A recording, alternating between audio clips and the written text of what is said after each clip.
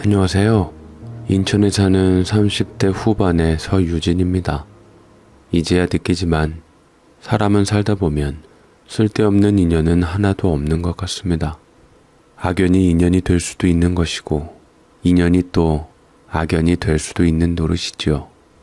부모 자식 간에는 천륜이라고 엮이는데 천륜이 또 꼭 필줄로 이루어지는 것만은 아니라는 생각을 했습니다. 제가 그렇게 생각하게 된 것은 분명하게 있었지요. 저는 오래전부터 마음속에 지우지 못한 장면이 하나 있습니다. 그 장면은 마치 낡은 비디오 테이프처럼 시간이 지나도 흐릿해지지 않고 언제나 재생 버튼만 누르면 생생하게 떠오릅니다. 우리 집은 어렸을 때부터 늘 조용한 날이 없었습니다. 아침이든 저녁이든 아니면 한밤중이든 예고 없이 터지는 고성이 마치 일상의 일부처럼 느껴졌습니다. 처음엔 그게 이상한 줄도 몰랐습니다. 다른 집들도 다 그런 줄 알았거든요. 하지만 시간이 지날수록 친구 집에 놀러 갔다가 돌아오는 길이면 괜히 속이 서늘해졌습니다. 문을 열기 전 숨을 한번 크게 들이마시고 조심스럽게 손잡이를 돌렸습니다. 혹시 또 시작됐을까봐요. 큰 소리는 대개 아빠의 목소리였습니다. 말보다 소리를 먼저 내뱉는 사람, 조용한 대화보단 고함으로 감정을 쏟아내던 사람, 언제부턴가 그 고함 뒤로는 물건이 부서지는 소리도 따라왔습니다. 접시, 리모컨, 의자, 심지어 거실의 유리문까지 그 부서지는 소리들은 제 안에 파편처럼 박혔고 아직도 가끔 꿈속에서 쨍그랑 소리가 들리면 놀라서 잠에서 깨곤 합니다. 그 모든 소란의 끝에는 늘 엄마가 있었죠. 한쪽 구석에 웅크린 채 울고 있는 엄마. 말없이 눈물만 뚝뚝 떨구던 모습이 어린 저에게는 너무나도 커다란 그림자처럼 느껴졌습니다. 엄마가 울면 항상 불안했고 마음이 아팠습니다. 그래서 더 엄마가 애틋하게 느껴졌는지도 모르겠어요. 그래도 그 속에서도 기억나는 건 있습니다. 엄마와 아빠는 그런 날들 틈틈이 저를 바라보며 웃으려 했었습니다. 자식 때문에 산다는 말이 딱 맞지. 네 아빠만 봤음 엄마는 벌써 이혼했을 거야. 애 앞에서 또 그런 소리 한다. 우리 유진이가 엄마 아빠 이어주는 실이고 기쁨이긴 하지. 예쁜 우리 딸. 아빠는 목소리를 죽이고 장난스레 제 머리를 쓰다듬었고 엄마는 눈가에 남은 눈물을 닦고 억지로라도 웃어 보이려 했습니다. 어린 저는 그런 모습을 보면서 진심으로 믿었습니다. 우리 가족은 결국엔 괜찮은 가족이라고요. 가끔은 놀이공원도 갔습니다. 엄마는 분홍색 모자를 쓰고 아빠는 제 손을 꼭 잡고 그날만큼은 정말 평범한 가족 같았습니다. 회전 목마를 타고 웃던 엄마, 솜사탕을 손에 쥐어주던 아빠, 그리고 그 틈에서 두 분 사이에 꼭 끼어 있던 저, 사진으로 남아있는 그날의 얼굴들에는 폭풍 같은 현실의 흔적은 보이지 않았습니다. 그러니 저는 믿었어요. 어른들이 싸우는 건 잠깐일 뿐이고 시간이 지나면 모두 나아질 거라고. 엄마도 아빠도 그리고 저도 언제까지나 함께 웃으면서 살아갈 거라고요. 6살 겨울, 거실 창문에는 고드름이 주렁주렁 매달려 있었습니다. 밤새 떨어진 기온에 유리창은 하얗게 얼어 있었고 그날따라 이불 속 아랫목은 유독 따뜻하고 포근했죠.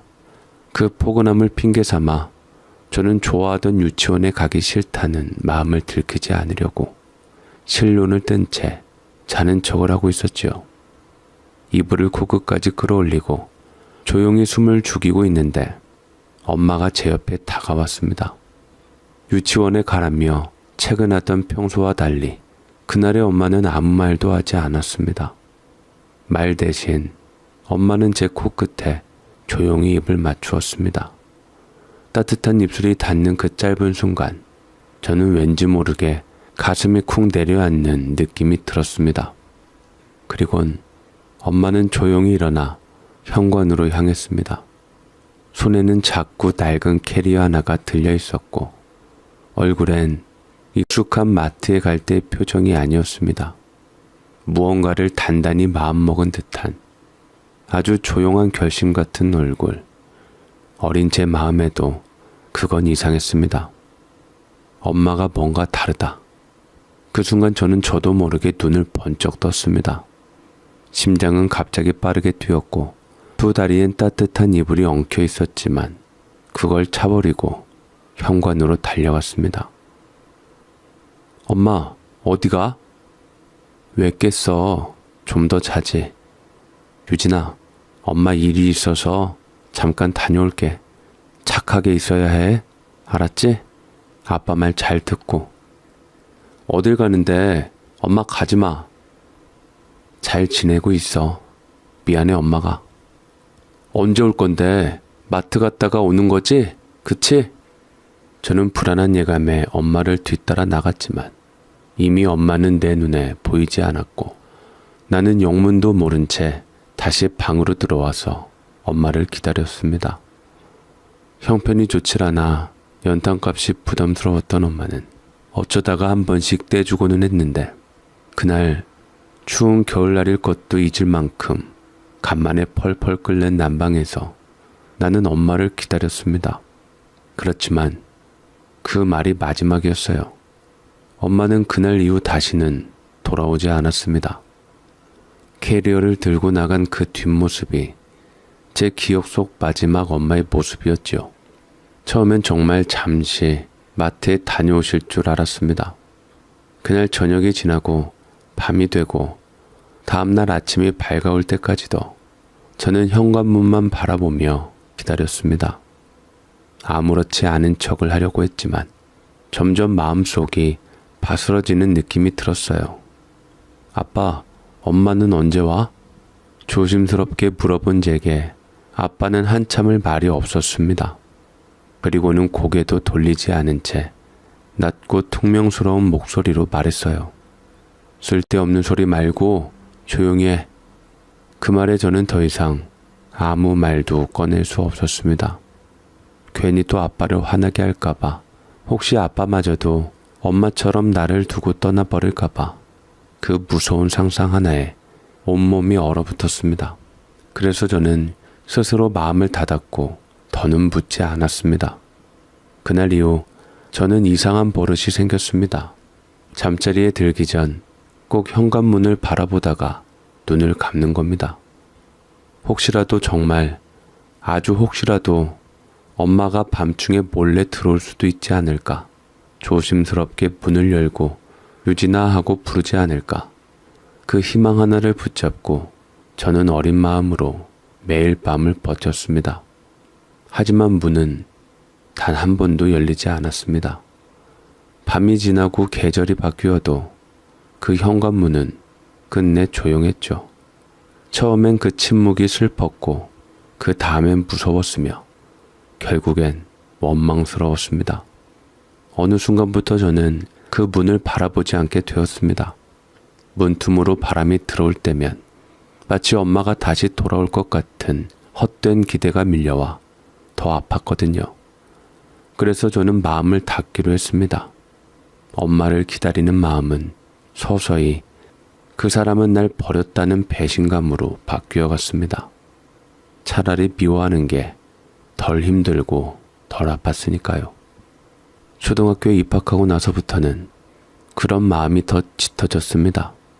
교실이라는 공간이 낯설고 복잡하게 느껴졌고 무엇보다 매일 아침이 너무 힘들었어요. 책가방을 어떻게 챙겨야 하는지, 교과서는 어떤 순서로 넣어야 하는지, 준비물은 뭘 가져가야 하는지, 그런 것 하나하나가 제겐 너무 어려운 일이었습니다. 다른 아이들은 엄마 손을 잡고 학교에 오고 도시락 뚜껑을 열면 정갈하게 반찬이 놓여 있었지만 제 도시락은 늘 어딘가 서툴렀습니다. 차가운 밥과 간장에 비벼진 계란, 가끔은 전날 반찬을 그대로 넣은 것. 아빠는 분명 최선을 다했겠지만 어린 제 눈에는 그냥 맛없는 도시락이었어요. 그래서 그대로 가져왔다가 집에서 또 혼났습니다. 아주 배가 불렀지 불렀어. 아빠 어렸을 때는 밥하고 김치도 겨우 먹었어. 너는 멸치도 싸주고 햄도 싸주는데 먹지도 않고 그냥 가지고 와? 아빠 성의도 몰라? 맨날 똑같은 것만 싸주잖아. 나도 질렸다고. 엄마가 있었으면 이렇게 안 싸줬을 텐데. 너 한 번만 더 아빠 앞에서 엄마 얘기를 해봐. 아주 집에서 쫓겨날 줄 알아? 너 버리고 간 엄마 뭐가 좋다고? 엄마가 날 버렸다고? 그런 말이 어딨어. 엄마가 일 있다고 일 보고 온다고 그랬단 말이야. 아빠는 처음엔 화가 난 듯 했지만 이내 말을 멈추고 감정을 꾹 눌렀습니다. 입술을 꾹 다문 채 한숨만 내쉰 아빠는 아무 말 없이 외투를 걸치고 조용히 집을 나갔습니다. 쿵 하고 닫히는 문소리에 저는 그만 참았던 울음을 터뜨리고 말았습니다. 정말 엉엉 소리를 내어 울었습니다. 내 마음을 알아주는 사람이 아무도 없는 것 같은 그 외로움이 온몸을 꽉 조여왔습니다. 사실 저도 알고 있었던 것 같아요. 엄마는 다시는 돌아오지 않을지도 모른다는 걸요. 하지만 저는 그 사실을 부정하고 싶었습니다. 그날 엄마는 짐을 바리바리 들고 나갔습니다.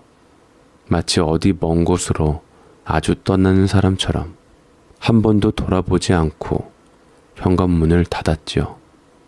그래서 더 슬펐습니다. 믿고 싶었고 기다리고 싶었고 엄마가 절 버리지 않았다고 누군가는 말해주길 바랬습니다. 그 이후로 아빠와는 머쓱하게 지냈습니다. 서로 말을 줄였고 밥상에 마주 앉아도 국만 떠먹는 소리만 들릴 뿐 대화는 없었습니다. 그런 시간이 얼마나 흘렀을까요? 어느 날 초등학교 2학년이 되었을 무렵이었습니다. 아빠가 그날따라 유난히 조용한 얼굴로 제 방에 들어왔습니다. 말이 없는 사람이지만 무언가를 말해야겠다고 결심한 듯한 표정이었습니다. 무뚝뚝하면서도 어쩐지 조심스러운 그 말투로 아빠가 저에게 이야기했습니다. 유진아, 아빠랑 같이 살 사람이 생겼어. 우리 이제 셋이 함께 살자. 너도 드디어 엄마가 생겼어. 저는 깜짝 놀랬고 대답 대신 숟가락을 내려놨습니다. 그대로 눈물을 흘리며 소리쳤습니다. 그럼 우리 엄마는? 날 낳아준 우리 엄마는 어쩌고 다른 아줌마더러 우리 엄마래? 그렇게 됐어. 네 엄마는 다시 돌아오지 않아. 네 엄마도 다른 아저씨랑 새로 결혼했단다. 새엄마 굉장히 좋은 사람이야. 너에게 정말 잘해줄 거야. 잘해줘봤자 개모지. 신데렐라, 콩쥐팥쥐, 백설공주 아빠들은 다 새엄마 보고 착하다고 했는데 걔네들 새엄마한테 다 큰일 날 뻔했던 거 몰라? 차라리 아빠 혼자 살아. 엄마 얘기 안 꺼낼 테니까. 나는 우리 집에 다른 아줌마 오는 거 싫단 말이야. 하지만 제 고집 따위는 아빠에게 중요하지 않았습니다. 그날 저녁 저는 아무 준비도 되지 않은 채, 아니 사실은 마음속 깊이 저항할 준비를 하고 있었던 터였는데 아빠는 기어이 처음 보는 여자를 집에 들였습니다. 아빠는 제 눈치를 보지도 않았고 그 여자를 당연한 듯 맞이했어요. 저는 잔뜩 긴장했습니다. 들어오기만 해봐. 난 절대로 받아들이지 않을 거야. 속으로 이를 악물며 마음을 굳게 다졌습니다. 하지만 이상하게도 그 여자를 보는 순간 저도 모르게 그 마음이 흔들렸습니다. 새엄마는 아빠보다 작았습니다. 어디선가 조용히 피어난 들꽃처럼 수수했고 눈빛은 한없이 부드러웠습니다. 무릎을 굽히고 제 눈높이에 맞춰 서더니 따뜻하게 저를 바라보며 말했습니다. 네가 유진이구나. 반가워.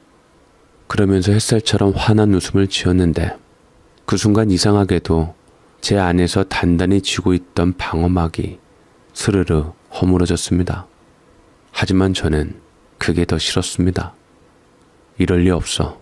이 얼굴에 속으면 안 돼. 천사 같은 미소 뒤에 분명히 숨겨진 뭔가가 있을 거라 믿었어요. 계모는 원래 나쁜 사람이라고 했고 동화책에서도 다 그랬으니까요. 저는 다시 마음을 단단히 붙들고 표정을 굳혔습니다. 그 여자는 제게 조심스럽게 과자 한 봉지를 내밀었습니다. 포장지도 예뻤고 제가 좋아하던 맛이었지만 저는 일부러 정색했습니다.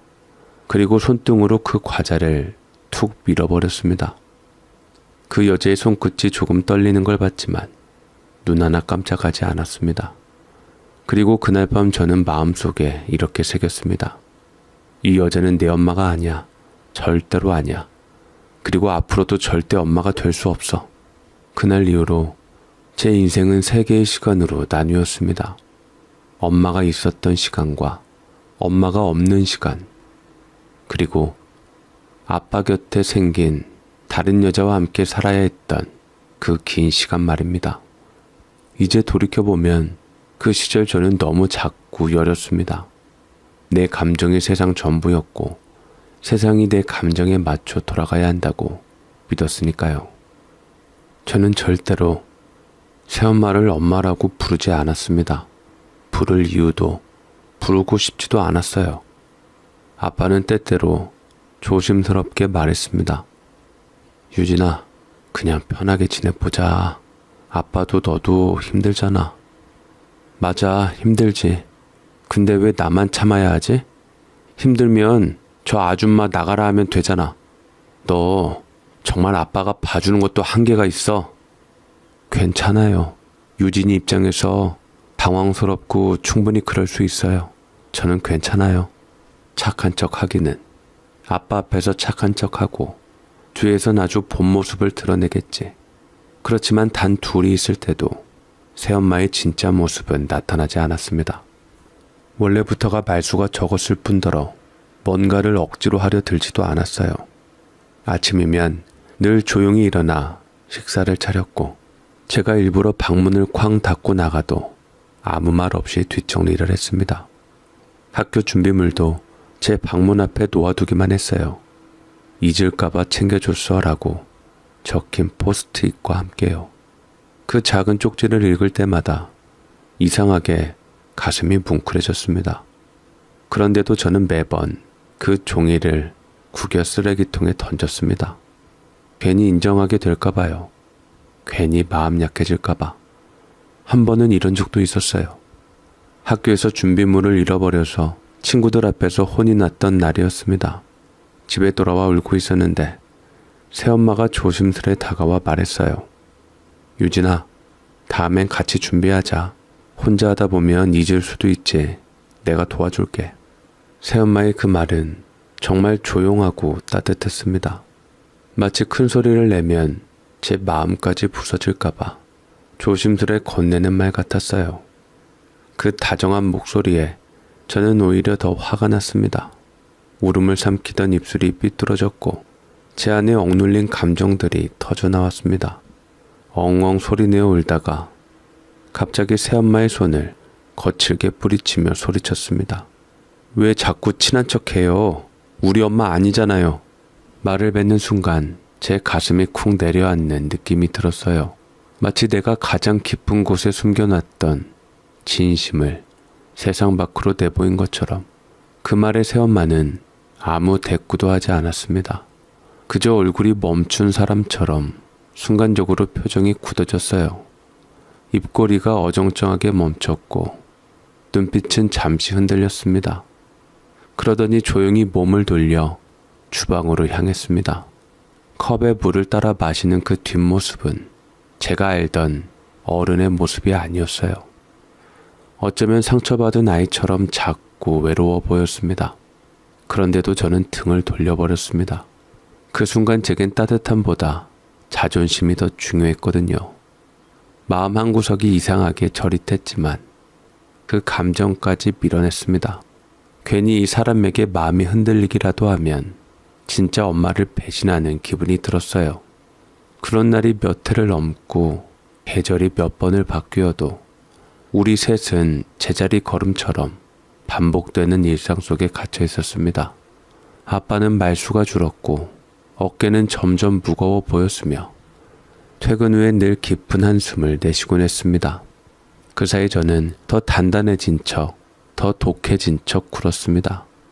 속으로는 자주 울컥했지만 겉으로는 씩씩한 아이처럼 행동했어요. 그래야 흔들리지 않을 수 있을 것 같았고, 그래야 내 자리를 지킬 수 있을 것 같았으니까요. 그렇게 버티던 어느 겨울밤, 저는 처음으로 제 마음 한구석에 실금이 가는 걸 느꼈습니다. 그의 독감이 심하다고 뉴스에서 연일 떠들던 시기였고, 저도 결국 열에 휘청였습니다. 40도 가까이 열이 오르고 숨이 턱 막히고 눈앞이 뿌옇게 흐려졌습니다. 담요 속에서 온몸이 덜덜 떨리고 꿈인지 현실인지 모를 사이에서 헛소리를 하다가 문득 깨어났을 때 누군가 제 이마를 조심스럽게 닦고 있었습니다. 그건 새엄마였습니다. 그녀의 얼굴은 몹시 지쳐 있었고 눈가는 벌겋게 부어 있었습니다. 손에는 축축하게 식은 물수건이 들려 있었고 손끝은 미세하게 떨리고 있었어요. 유진아, 괜찮아? 엄마가 옆에 있어. 내가 너 반드시 낫게 해줄 테니까 나한테 기대. 그 말에 저는 순간적으로 숨을 멈춘 듯 멍해졌습니다. 엄마가 옆에 있어. 그 말 한마디에 저는 저도 모르게 안심이 되었습니다. 마음속 깊은 곳에서 무언가가 스르륵 녹아내리는 듯한 기분이었어요. 지금껏 버티며 견고하게 쌓아 올렸던 벽이 그 짧은 말 한 줄에 금이 가기 시작했습니다. 그리고 이상하게 눈물이 났습니다. 억지로 삼켰던, 울면 지는 거라고 믿었던 그 감정이 그 말 한 줄에 무너져 내리듯 터져 나왔습니다. 하지만 저는 그 눈물을 들키고 싶지 않았습니다. 그래서 재빨리 이불을 푹 뒤집어 썼습니다. 이불 속에서 훌쩍이며 조용히 울었어요. 그 눈물에는 말로 설명할 수 없는 여러 가지 감정이 섞여 있었던 것 같습니다. 서러움, 후회, 고집, 그리움, 그리고 아주 작지만 분명하게 스며든 따뜻함도. 엄마가 옆에 있어 이 말이 왜 그렇게 따뜻하면서도 슬프게 들렸는지 사실 저는 아직도 정확히는 잘 모르겠습니다. 그 말 속엔 진짜 엄마에 대한 그림도 있었고 그걸 대신하려는 새엄마에 대한 복잡한 감정도 있었고 그리고 무엇보다 나도 누군가에게 지켜지고 있다는 안도감이 있었던 것 같아요. 다만 한 가지는 분명합니다. 그날 밤 이후로 저는 처음으로 이 사람을 미워해야겠다는 생각은 하지 않았습니다. 처음으로 그냥 바라봤습니다. 좋아하지도 않았지만 미워하지도 않았던, 어쩌면 그게 우리가 함께 살아가는 첫 번째 걸음이었는지도 모릅니다. 하지만 그게 다였습니다. 그날 밤 제 마음속 금하나가 생기긴 했지만 그건 깊게 파인 골짜기로 이어지지 않았습니다. 그 이후에도 저는 여전히 감정 없는 척을 했고 새엄마는 여전히 묵묵히 곁을 지켰습니다. 마치 어떤 기대도 하지 않는 사람처럼, 아니면 그냥 옆에 있어주는 것만으로도 충분하다는 듯 조용히요. 아빠와 새엄마는 사이가 참 좋아 보였습니다. 예전엔 크고 거친 목소리가 벽을 타고 울려 퍼졌고 매번 깨지는 소리에 벌벌 떨며 잠에서 깼는데, 새엄마와 사는 지금의 집은 너무 조용해서 가끔은 불안할 정도였습니다. 너무 조용하니까 제가 오히려 시끄럽게 굴어야 할 것만 같았어요. 주변 어른들은 입을 모아 말했습니다. 새엄마 복 받았다. 저렇게 착하고 조용한 사람이 어디 있니? 둘이 그렇게 잘 지내면 애 하나 낳아야지. 그럴 때마다 저는 속이 뒤틀렸습니다. 그 칭찬들 하나하나가 제 존재를 밀어내는 것처럼 느껴졌어요. 하지만 새엄마는 그런 말이 나올 때면 늘 한결같이 말했습니다. 아이는 유진이 하나로 충분해요. 한 번도 웃으며 말하지 않았고 어쩐지 조용하고 단호하게 말했습니다. 설마 이 사람이 정말로 날 자식으로 생각하나 싶었지만 아무리 들어도 위선처럼 들렸고 아무리 봐도 그 사람은 계모였습니다. 계모는 다 똑같다고 믿고 있었으니까요. 사람들 앞에서는 웃다가 문 닫히면 갑자기 얼굴이 돌변하는 사람. 그렇게 될 거라고 굳게 믿고 있었고 저는 그 변하는 순간을 기다렸습니다. 하지만 그 여자는 이상할 만큼 조용하고 성실했고 제가 막말을 하든 대들든 밥을 차려놓고도 투정을 부려도 늘 저를 위해 남겨두고 좋은 건 제게 먼저 주었습니다. 한 번도 집안일을 시킨 적 없고 그렇다고 엄마 노릇을 강요한 적도 없었습니다. 그게 더 싫었습니다. 제가 더 나쁜 사람이 되는 기분이었거든요. 저 혼자 발버둥 치며 벽을 세우고 있는데 그 사람은 계속 그 자리에 그대로 서 있기만 했으니까요. 그래서 사춘기를 핑계로 더 세게 반항했습니다. 공부도 망쳤고 말도 안 되는 이유로 대들고 친구들과 늦게까지 놀다가 들어오기도 했습니다. 그럴 때마다 잔소리하던 사람은 아빠가 아니라 새엄마였어요. 유진아, 위험한 시간인데 어디 있었어? 밥은 먹고 다니니? 관심이라는 걸 받아들이는 게 싫었고 어쩐지 미안해질까봐 더 거칠게 밀어냈지요. 그렇게 반항하느라 제 학창시절은 망가졌고 저는 그것마저 새엄마 탓으로 돌렸습니다. 다 저 여자 때문이야. 내 인생에서 빠졌으면 나는 더 잘 살았을 거야. 말도 안 되는 합리화를 하며 증오를 키웠어요. 하지만 결국 학원비를 내고 아빠를 설득해서 겨우 진학하게 만든 것도 그 여자였습니다. 집안 국립대지만 입학할 수 있었던 건 새엄마가 있었기 때문이었고 자취를 하게 되며 저는 처음으로 집을 떠났습니다. 방 한 칸짜리 자취방에서 짐을 풀며 혼잣말로 중얼거렸습니다. 이제 내 마음대로 살 수 있다. 정말 그렇게 믿고 싶었습니다. 다 털어내고 새로 시작하겠다고.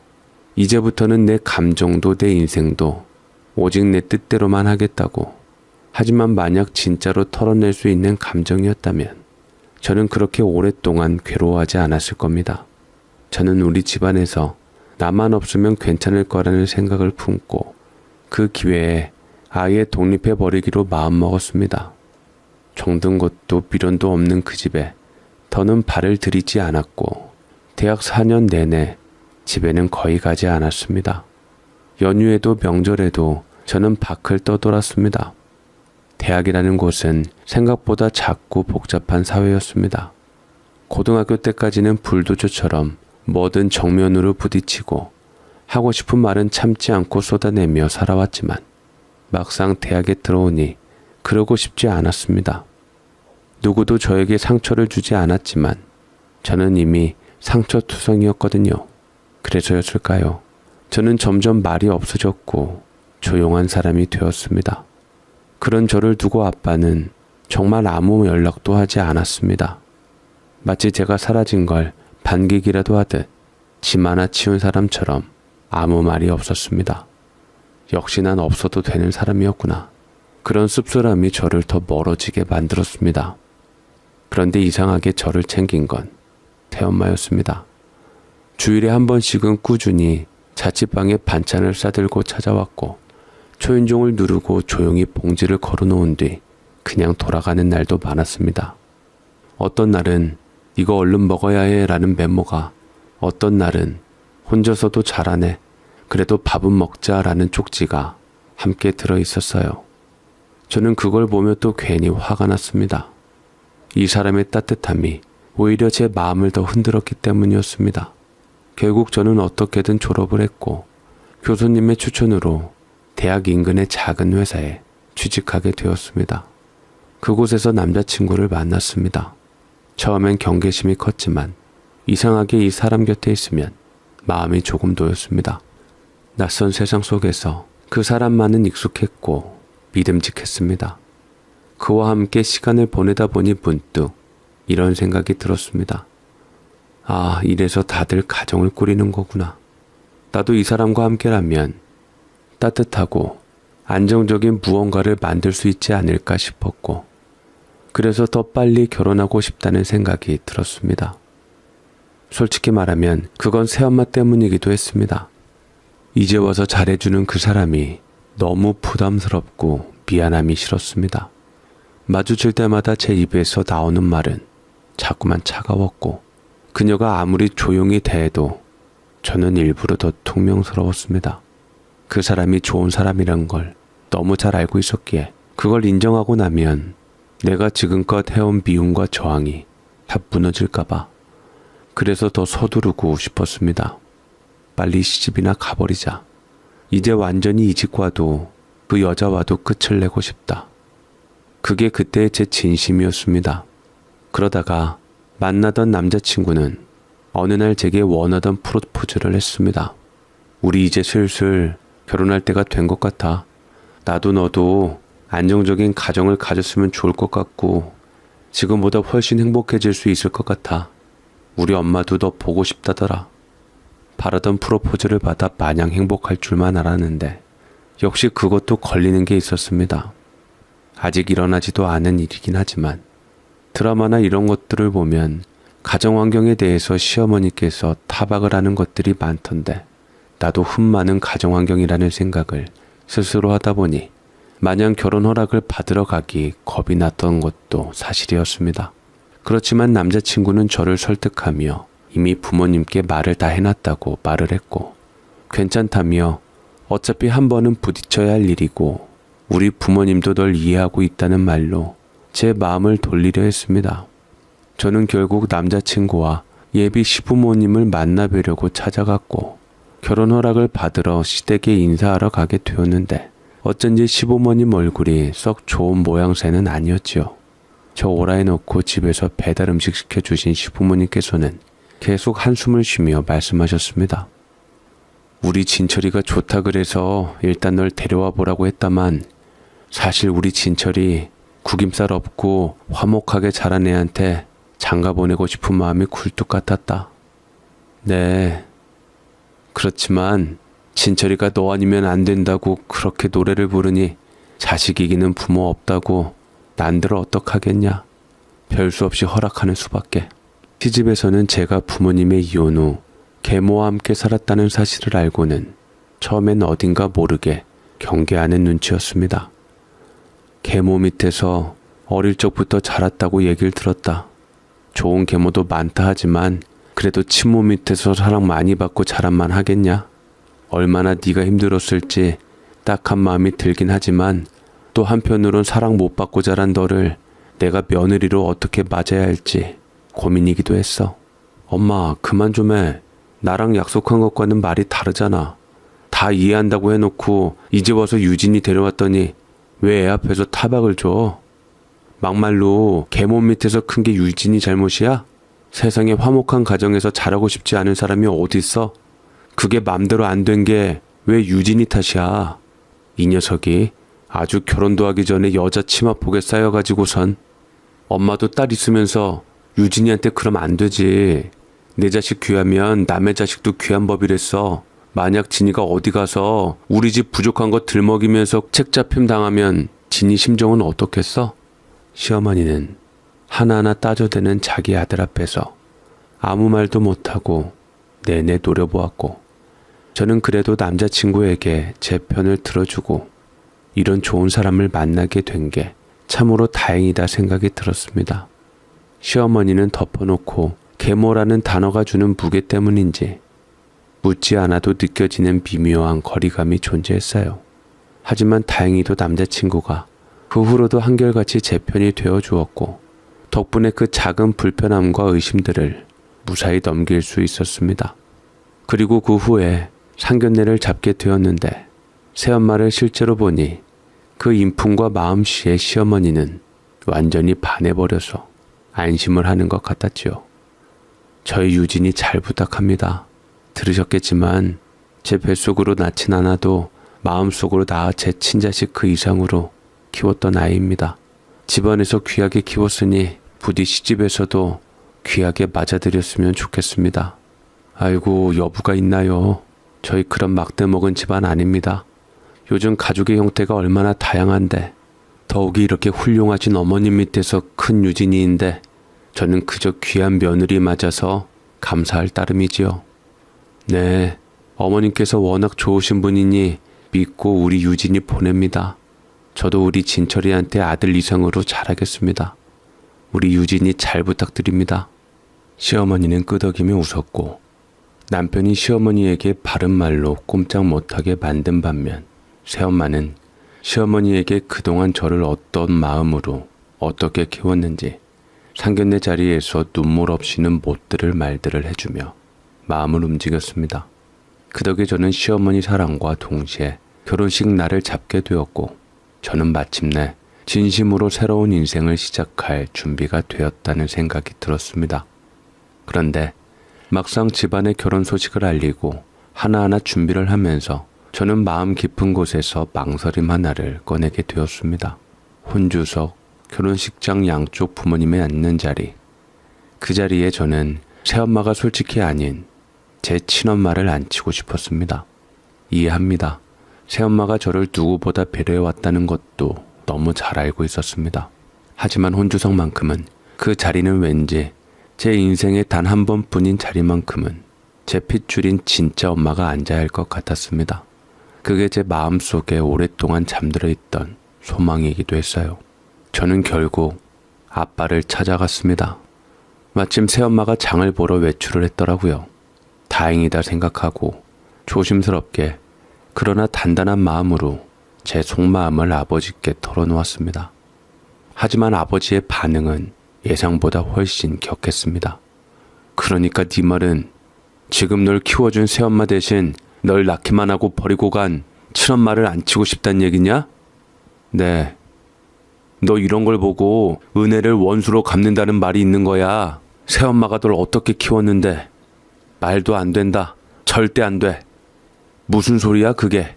키운 정도 정이야. 낳은 정만 정이냐고. 그렇게 말하며 아버지는 책상을 꽉 내리쳤고 얼굴은 벌겋게 달아올랐습니다. 그 눈빛엔 분노만 있는 게 아니라 깊은 서운함도 섞여 있었습니다. 저는 아버지의 말에 아무 반박도 못하고 그저 입을 다물고만 있었습니다. 아버지는 제게 다시 말하며 설득했습니다.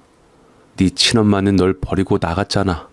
이제 와서 하는 말이지만 그때 내가 엄마 찾는 너 데리고 나가랬더니 새살림 차리겠다고 새 남편이 널 원하지 않는다고 지 인생 찾겠다고 나간 거였어. 너 남겨두고 보따리 들고 나간 거 기억 안 나냐? 저는 새삼 놀랐습니다. 아버지가 엄마를 찾는 제게 더 상처가 될까봐 여태 꼭꼭 숨겨왔던 진실이었죠. 당시 엄마는 아버지와 이혼하기 전부터 재혼 상대가 생겨버려 끝내 이혼을 하게 되었는데 그때 새 남자가 저를 원하지 않는다고 말을 했더랬습니다. 그래서 나를 두고 갈 수밖에 없었고 새살림 사는 동안 제게 연락을 하지 않았던 것이었죠. 듣기로는 새살림 차린 남자 사이에서 아이도 2명이나 더 있다고 했습니다. 하지만 나는 엄마가 어떤 사람이든 분명히 다 사정이 있을 거라 생각이 들었고 뭐라 그래도 제 엄마인 것은 사실이었기에 끝까지 혼주석에 앉아주기를 바랬습니다만 아버지는 그건 아니라고 선을 그었죠. 네 새엄마는 그 사람은 네가 다칠까봐 혼자라고 느낄까봐 일부러 아이도 안 갖고 널 자식처럼 품으면서 살아온 사람이야.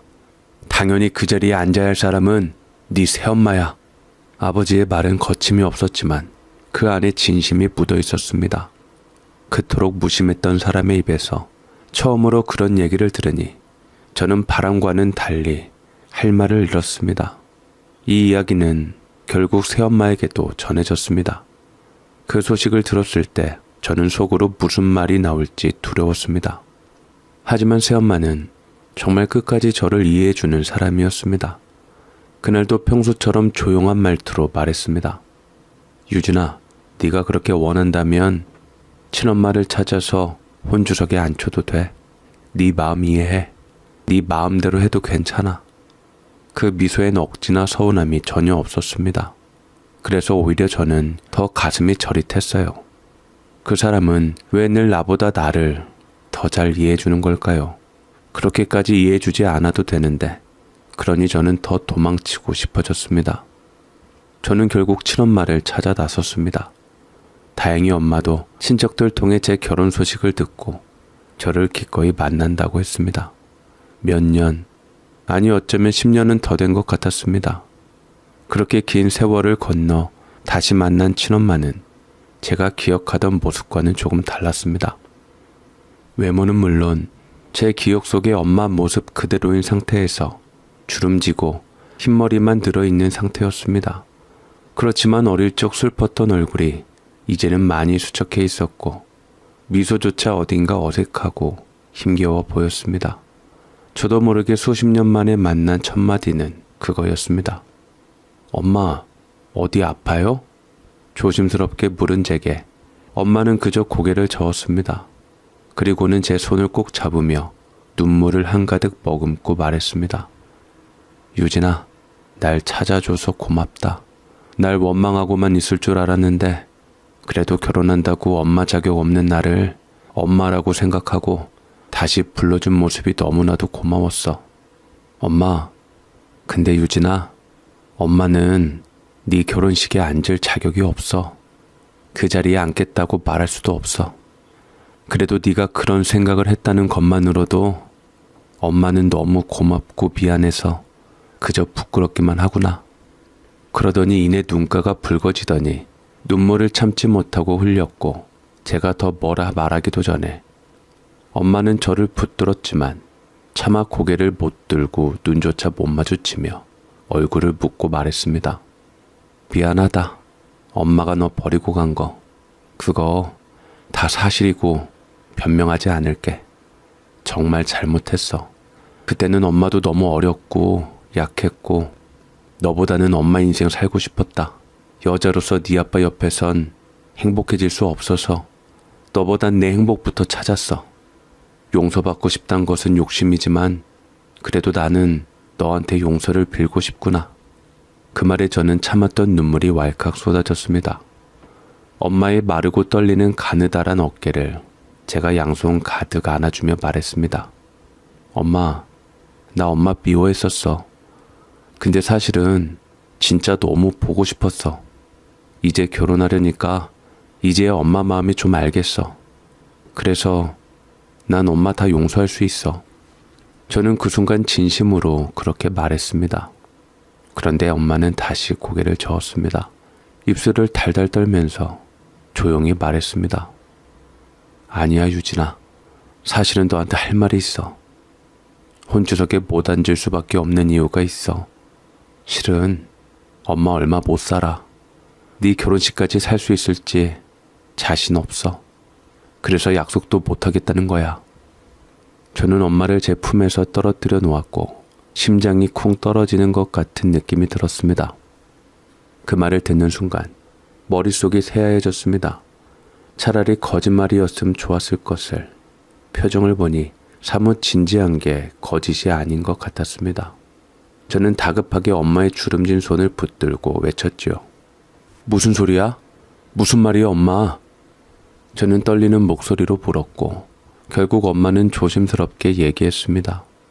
길게 얘기는 했으나 제가 전문적인 용어들은 다 못 알아들은 상태였고 결론은 신장이 망가졌다고 투석 치료를 받고 있지만 상태가 빠르게 나빠지고 있다고, 시간이 많지 않다고, 어떻게 엄마를 만났는데 이렇게 쉽게 떠나가려고, 이럴 줄 알았으면, 이렇게 쉽게 찾을 줄 알았으면 엄마를 더 일찍 찾고 연락해서 모녀간의 정도 쌓고 보는 것이었는데 왜 나는 엄마를 찾지 않았던 것인지 자책감이 들기 시작하면서 저는 그 자리에서 엄마를 붙잡고 엉엉 울었습니다. 이제야 다시 만났는데, 이제야 용서를 주고받았는데 하필 왜 이제야.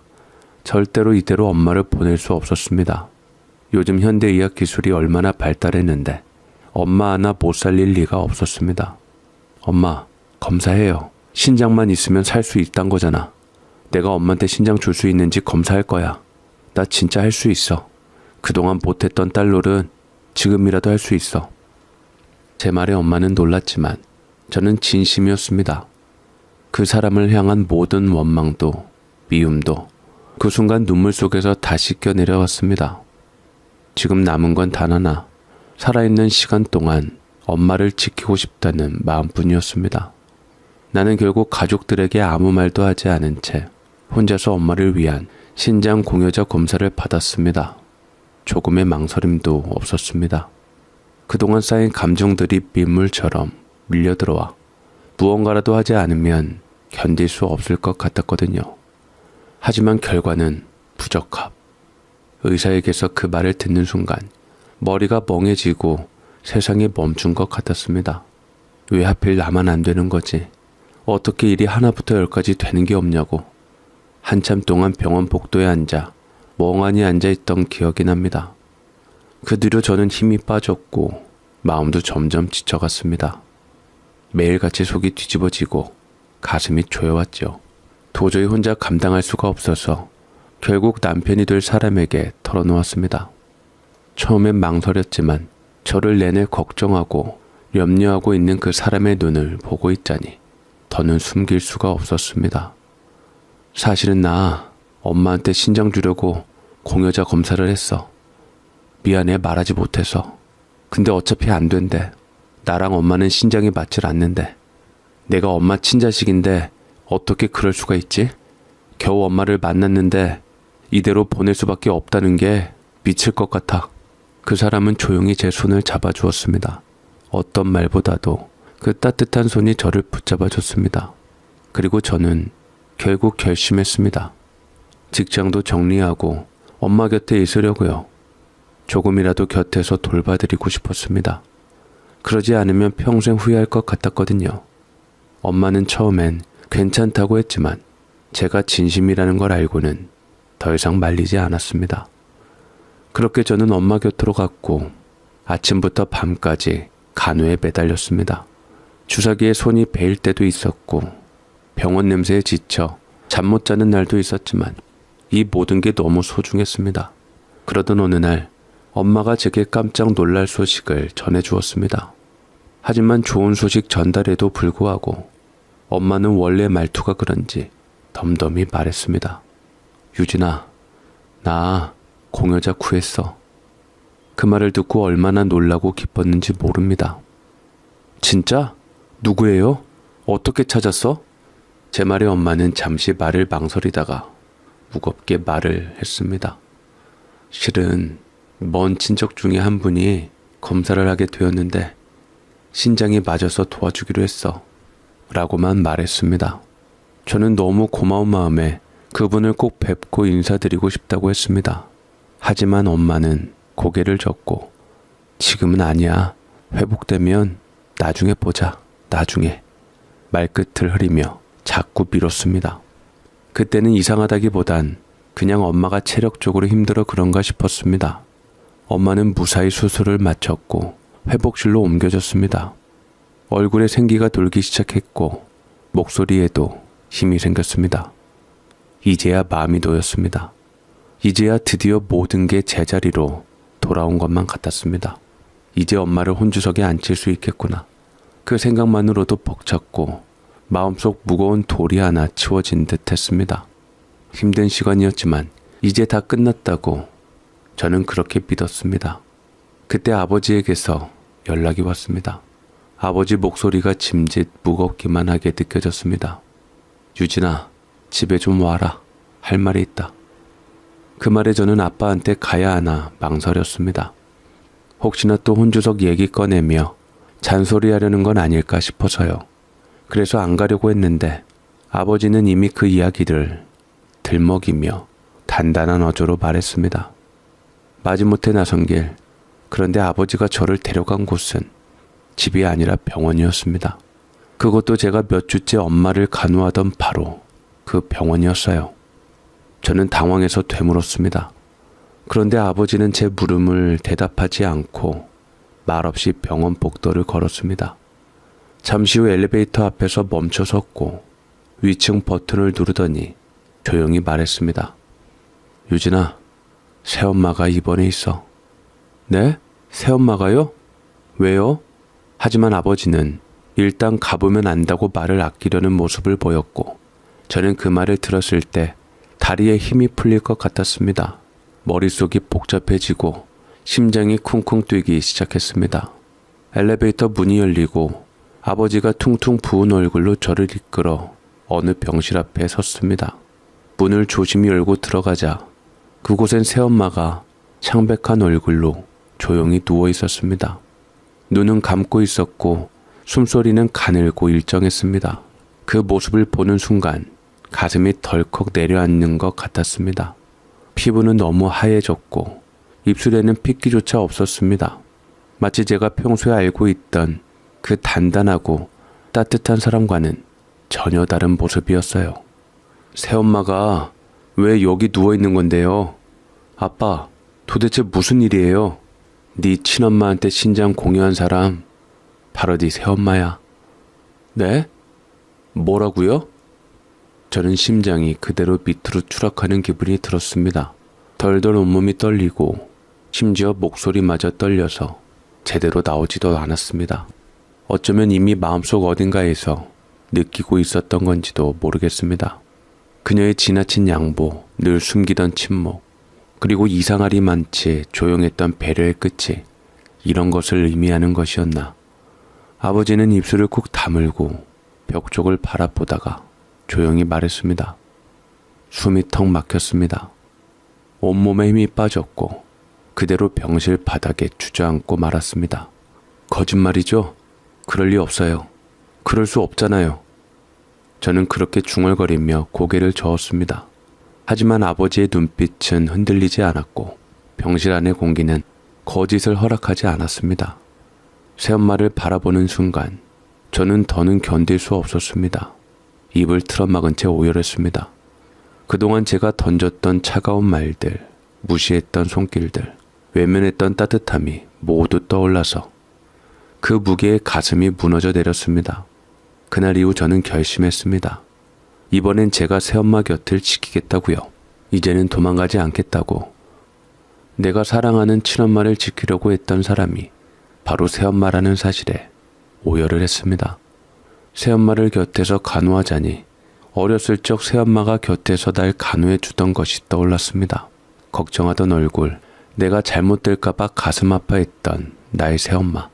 계모라는 이름은 새엄마를 힘들게 했고 그 사람의 사랑을 눈치 못 챈 나는 참으로 어리석은 사람일 뿐이었습니다. 후회가 되었습니다. 내가 전에 시간으로 가서 마음을 열었다면 새엄마와 좀 더 행복한 시간을 보낼 수 있었을 텐데 어리석은 반항심이 나를 자책감과 괴로움으로 몰고 갔습니다. 이런 내게 다시 한번 기회가 찾아온다면 그때야말로 새엄마와 함께 모녀지간으로 다시 태어날 수 있을 것만 같았고 나는 그런 새엄마에게 깊이 감사함만 느낄 수 있을 것만 같았습니다. 그리고 새엄마가 드디어 정신을 차리며 천천히 눈을 떴습니다. 저는 그 곁을 지키고 있었고 눈을 뜬 새엄마가 저를 바라보더니 미소 지었습니다. 걱정하는 얼굴도 좋지만 바락바락 대드는 네 얼굴이 더 낫더라. 울지마 유진아. 나 때문은 더 울지마. 나는 네 계모잖아. 그 말에 저는 눈물을 훔치며 소리쳤습니다. 계모란 말 하지마. 이 와중에 웃음이 나와요? 도대체 왜 그랬어요? 왜 엄마한테 신장을 줬어요? 그리고 왜 그걸 왜 숨긴 거예요? 새엄마는 한동안 제 얼굴을 바라보다가 기어이 숨겨왔던 이야기를 꺼내기 시작했습니다. 사실 내가 너한테 죄를 지었어. 그 말에 저는 멍해졌습니다. 나한테 죄를 지었다니 그게 무슨 소리지? 죄는 무슨 소리냐고 물었고 새엄마는 속에 있는 말을 어렵게 꺼내었습니다. 나 일부러 너 때문에 아기를 안 가진 게 아니야. 원래 아이를 못 낳는 몸이야. 그건 처음 남편한테 그 일로 소박맞고 쫓겨났고 두 번째 결혼 너희 아빠랑 결혼할 땐 그걸 숨겼어. 혹시라도 말하면 나를 또 버릴까봐. 너희 아빠는 착한 사람이지만 그땐 그 누구도 믿을 수 없었어. 한번 실패하고 겨우 다시 꾸린 가정이었잖아. 그래서 정말 잘해보고 싶었어. 근데 주변에선 다들 아이는 왜 안 갔냐고 묻더라. 그럴 때마다 가슴이 철렁했어. 혹시라도 내가 아이를 못 갖는다는 걸 알게 되면 또 버려질까봐 두려웠거든. 그래서 일부러 웃으며 말했지. 유진이 하나면 됐죠. 뭘 애를 또 낳아요. 저는 유진이 자식 삼아서 살 거예요. 그 말하면서 착한 사람인 척했어. 사실은 무서워서 감췄던 거야. 네 말대로 나는 가식적인 사람이었어. 새엄마의 목소리는 차분했지만 그 속에 담긴 이야기는 제 마음을 천천히 흔들기 시작했습니다. 솔직히 처음엔 나도 네가 싫었어. 나 싫다는 꼬맹이 솔직히 말하면 나도 눈에 가시였거든. 근데 시간이 지나면서 너한테서 상처가 보이더라. 그게 꼭 나 같았어. 새엄마는 살며시 눈을 감았다가 이내 다시 저를 바라보며 말했습니다. 나도 어렸을 때 친엄마한테 버림받고 계모랑 살았어. 그래서 네 마음을 누구보다 잘 안다고 생각했어. 너랑 잘 지내보고 싶었는데 그게 참 쉽지 않더라. 그래서 기다리기로 했어. 네 마음이 열릴 때까지 그냥 옆에서 기다리기로. 제 눈시울이 뜨겁게 달아올랐습니다. 새엄마의 진심이 그 어느 때보다도 강하게 전달이 되었죠. 새엄마 또한 안 울려고 안간힘을 쓰며 입술을 깨물었지만 눈물을 머금고 벌겋게 잃었습니다. 근데 어느 날 보니까 네가 네 마음이 열린 줄도 모르고 나한테 틱틱거릴 때가 있었어. 나는 그게 너무 좋더라. 네가 나를 조금이라도 받아준다는 느낌이 들었거든. 그 순간 네가 정말 내 딸처럼 느껴졌어. 새엄마의 목소리는 흔들렸습니다. 하지만 그 흔들림조차 따뜻하게 느껴졌습니다. 널 보면 안쓰럽고 내가 보였어. 그래서 더 잘해주고 싶었고 함부로 다가갔다가 네가 멀어질까봐 항상 거리를 두고 살았어. 그래도 괜찮았어. 그저 네가 편하게 아프지 않게 살아주면 된다고 생각했으니까. 저는 이미 참을 수 없이 울고 있었습니다. 그동안 미워했던 순간들이 마치 제게 칼날처럼 돌아오는 것 같았습니다. 그러다 어느 날 네가 시집간다는 얘기를 들었고 혼주석에 친엄마를 앉히고 싶어 한다는 얘기도 들었어. 섭섭했지. 근데 이해 못할 일은 아니더라. 그래서 그냥 웃으면서 그래, 그렇게 해라고 말했어. 그것도 네 선택이니까. 근데 나중에 배서방한테 들었어. 네 친엄마가 신장병을 앓고 있다고. 그 얘기 듣고 마음이 무너졌어. 나는 그냥 네가 더는 울지 않았으면 좋겠다고 생각했거든. 네가 행복했으면 했고 무엇보다 너는 내게 또 다른 나였으니까. 새엄마는 조용히 웃으며 마지막 말을 이어갔습니다. 그래서 너한테 그런 상처를 안겨주고 싶지 않았어. 겨우 만난 친엄마를 또 잃게 만들고 싶지 않았어. 그래서 검사 받으러 갔고 적합 판정 받았을 때 이건 하늘이 시킨 일이라 생각했지. 내가 해줄 수 있는 마지막 선물이라고. 그래서 기꺼이 내 신장을 내어줬던 거야. 나는 새엄마의 이야기를 다 듣고 그 자리에서 참았던 감정을 쏟아내듯 펑펑 울었습니다. 그동안 나를 지켜준 사람, 내 곁을 묵묵히 지켜준 사람이 누구였는지, 그게 결국 새엄마였다는 사실을 뒤늦게 깨달았습니다. 나를 향한 미움과 오해, 차가운 말들 속에서도 그 사람은 한결같이 나를 지켜주고 있었던 겁니다. 그날 이후 나는 두 분의 어머니 곁으로 가며 간호했습니다. 병원복을 입고 두 분의 병실을 오갈 때마다 마음속에 미안함과 고마움이 가득했지요. 다행히 친엄마는 빠른 속도로 회복했고 어느 날은 스스로 걷기도 할 만큼 건강을 되찾았습니다. 그러던 어느 날 나는 결심을 했습니다. 결혼식 혼주석에 누구를 앉힐지에 대해 내 진심을 전하기로요. 엄마, 나 혼주석에 새엄마 앉히고 싶어요. 진짜 조심스럽게 꺼낸 말이었지만 친엄마는 고개를 끄덕이며 오히려 미소를 지었습니다. 그래 유진아, 그래야지. 나 같은 사람보다 널 지키고 나까지 지켜준 그분이 앉는 게 맞지. 그 말에 나는 또 울컥했습니다. 친엄마는 제 손을 꼭 쥐며 말했습니다. 나는 널 버린 사람이야. 그때는 나 자신밖에 몰랐고 너무 이기적이었어. 이제 와서 너 옆에 남겠다고 하는 건 나 스스로 부끄럽더라. 너를 자식으로 여기는 그분 앞에서 나는 같이 있을 자격도 없어. 그러니 이제 정말 행복하게 살아. 그리고 말이야, 친정엄마는 제 눈을 가만히 바라보다가 조용히 말을 이어갔습니다. 네 엄마는 내가 아니라 네 새엄마야. 그렇게 알고 살아. 그게 맞는 거야. 그 말은 마치 오래된 매듭 하나가 조용히 풀리는 듯한 순간이었습니다. 상처투성이었던 마음에 처음으로 완전한 평화가 스며드는 느낌이었고 저는 그날 두 번째로 진심으로 울었습니다. 그리고 처음으로 새엄마에게 이렇게 말했습니다. 엄마, 우리 이제 진짜 가족이에요. 결국 내 결혼식장 혼주석에는 새엄마가 앉게 되었습니다. 하얀 꽃들 사이에서 조용히 앉아있던 그 사람의 얼굴을 바라보며 나는 마음 깊은 곳에서부터 벅찬 감정을 느꼈습니다. 새엄마는 아직 완전히 회복되진 않았지만 천천히 그리고 조금씩 건강을 되찾고 있습니다. 이제는 내 결혼식 사진을 보며 웃기도 하고 가끔 내 손을 꼭 잡고 우리 유진이 예쁘게 잘 자라줘서 고맙다고 말해줍니다. 지금 그녀는 내 삶에서 누구보다도 든든한 친정 어머니로 살아가고 있습니다. 낳아준 핏줄의 정도 물론 소중합니다. 하지만 나는 이제 알게 되었습니다. 묵묵히 곁을 지켜주고 마음으로 안아준 키워준 정 역시 그에 못지않게 아니 어쩌면 더 깊고 따뜻하다는 걸요. 나는 이제 새엄마와 함께 모든 상처를 흘려보냈고 그 속에서 오히려 더 단단해진 사랑을 품고 살아가고 있습니다.